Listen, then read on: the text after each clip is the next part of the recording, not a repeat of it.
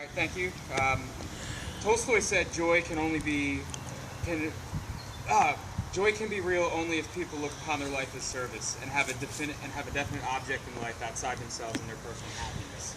Honestly, I think this embodies what it takes to be a social worker and to feel the selfless service. And Jen had at first, when she first started her program, she was kind of wondering, like, could I really do this? And I definitely think that Jen has the characteristics that it takes to be a social worker and will make a successful social worker. And that is because she has passion for it, she's selfless, and she has compassion for others. And these are the reasons why I think that my wife is going to make a good social worker.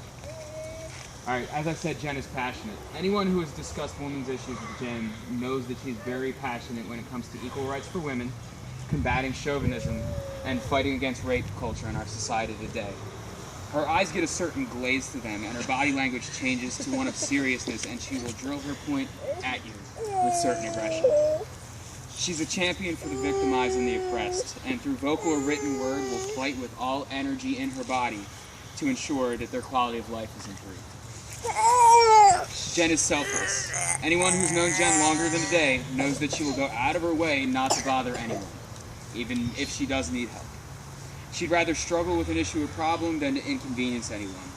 And regardless of what Jen has going on, she will stop to help a loved one or even a total stranger through an issue, putting her own hat, whatever she's doing, to the aside for that current minute.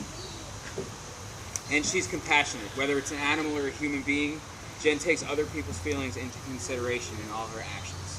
She doesn't want to, make anybody upset or make anybody sad, or, have an animal feel left out, or even a stuffed animal feel left out.